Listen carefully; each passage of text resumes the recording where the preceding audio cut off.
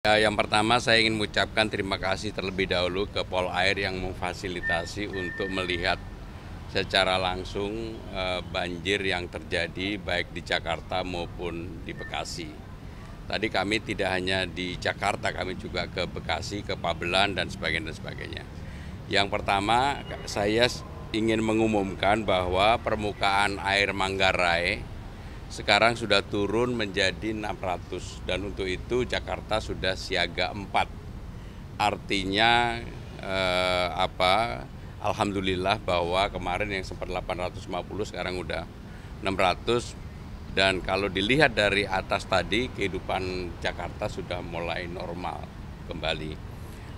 Kemudian tadi yang ada beberapa hal yang nanti akan kita segera tindak lanjuti dan selesaikan, terutama untuk normalisasi sungai Ciliwung yang ada di Pangadekan, Cawang, dan Bidara Cina. Karena itulah yang kemudian kemarin memberikan dampak banjir yang luar biasa ketika di atas intensitas ataupun curah hujannya tinggi dan itu akan kita tangani. Dengan demikian tadi saya sudah meminta kepada Kepala Dinas Sumber Daya Air untuk segera menindaklanjuti terutama untuk pembebasan lahan dan sebagainya. Kalau memang harus kita berkoordinasi dengan Kementerian ATR BPN, kami segera akan melakukan.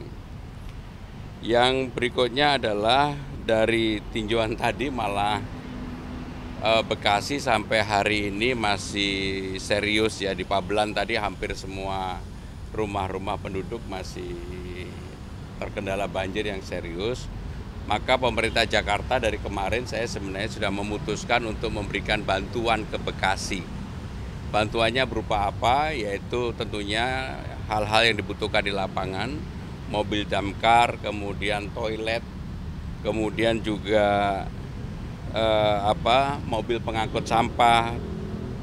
Dan kami juga hari ini sudah mengirimkan pasukan PPSU ke Bekasi untuk membantu kerja bakti yang diadakan dan juga membantu untuk di lapangannya. Jumlahnya lebih dari 200 Bu ya.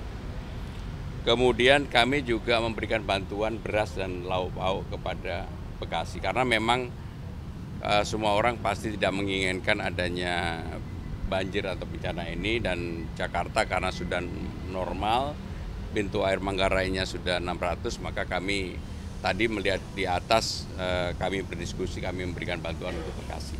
Itu ya. Pak, kawasan normalisasi itu kan padat penduduk ya Pak, terutama di kawasan Bidara Cina, Pangadegan. Itu nanti penduduknya di sana akan gimana ya Pak? Ya, yang jelas pasti akan dilakukan pembebasan.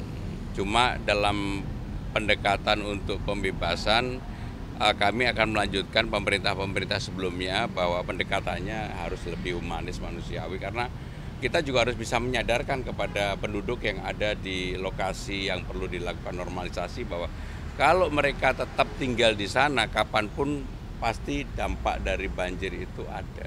Jadi akan direlokasi Pak? Iya, nanti kita siapkan misalnya apakah kita buatkan hunian rumah susun dan sebagainya. Itu dalam jangka berapa lama Pak prosesnya? Jangka menengah ini. Berarti sekitar 2-3 tahun? Ya, kita akan mulai mudah-mudahan dalam kepemimpinan saya bisa diselesaikan. Pak, apakah udah diskusi dengan kepala daerah-daerah penyangga? Belum, tetapi saya sudah berkomunikasi informal ya dengan Bupati Bekasi, Wali Kota Bekasi, Depok, terutama yang secara langsung terdampak dari banjir ini. Pak Gubernur, ini kan Sodetan Ciliwung, tadi ada beberapa warga yang bilang wilayah di situ masih banjir, padahal udah ada Sodetan Ciliwung. Tanggapannya seperti apa Pak? Memang kalau tinggi permukaan airnya itu di bawah 700, sodetan sebenarnya tidak berfungsi secara maksimal. Jadi saya juga baru tahu tadi dilaporkan oleh Kepala Dinas SDA, kalau permukaan Manggarainya 700 itu sodetannya baru ngalir. Jadi sehingga dengan demikian sodetannya pun perlu nanti kita mungkin ya harus waktunya untuk dikeruk kembali karena ini persoalan lapangan yang memang ada. Bapak tadi Bapak menyebutkan salah satu cara untuk mencegah terjadinya kembali banjir ini dengan normalisasi sungai. Apakah dengan normalisasi sungai yang Bapak sebutkan ini seperti tidak adanya relokasi atau pemulihan di daerah sekitar sungai atau pembongkaran villa-villa liar yang tidak dilanjutkan dengan upaya penghijauan kembali area puncak Pak? Intinya adalah kita lebih berkonsentrasi terlebih dahulu di mana yang menjadi tanggung jawab pemerintah Jakarta. Karena di puncak kan bukan tanggung jawab pemerintah Jakarta. Sehingga dengan demikian kami berkonsentrasi di area-area yang menjadi tanggung jawab pemerintah Jakarta. Pak, koordinasi informalnya dengan daerah penyangga, kepala daerah penyangga seperti apa, Pak? Ya, sebenarnya begitu berkomunikasi dengan saya mereka lebih banyak ngeluhnya. Tetapi ya seperti persoalan dengan Bekasi sekarang, wali kota Bekasi kan memang di Bekasi sampai hari ini belum turun. Dan mereka butuh pompa dan sebagainya. Tentunya kita akan membantu semaksimal mungkin, sekuat apa yang kita miliki. Yang jelas jangan sampai kita membantu kita sendiri malah jadi problem tersendiri. Jadi bantuan yang akan diturunkan di Bekasi juga termasuk pompa-pompa air itu, Pak? Sementara ini enggak. Karena memang tapi Bekasi ini kalau kita lihat dari atas tadi, kalau tidak ada pompa yang mencukupi maka airnya tidak turun-turun. Seperti di Pabelan itu merata tadi, di rumah-rumah penduduk masih semuanya kebanjiran. Pak, ada Jumlah bantuan logistik kepala daerah lain, Pak? Oh pasti. Jangan tanya kapannya, tapi pasti. Jumlah bantuan logistiknya berapa, Pak? Bahas masalah biaya sewa rusun, soalnya kan kemarin pas lagi kunjungan peninjauan banyak warga tuh nggak mau pindah ke rusun karena masalah biaya sewa, sedangkan Ya nanti akan kami pelajari, kami detailkan, kami akan membuat hal yang gini lah. Kalau penyelesaiannya itu hanya bersifat kasuistis dan parsial, memang pasti ada yang mau, ada yang nggak mau. Tapi kalau menyeluruh saya yakin pasti akan bisa mau.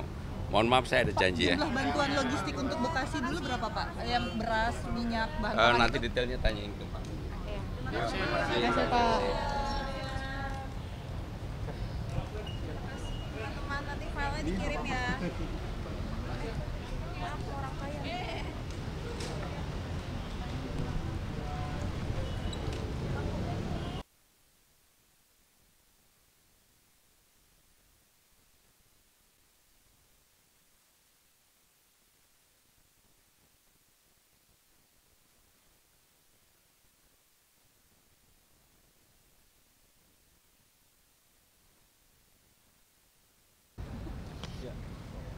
Ya, Bapak tadi sudah melakukan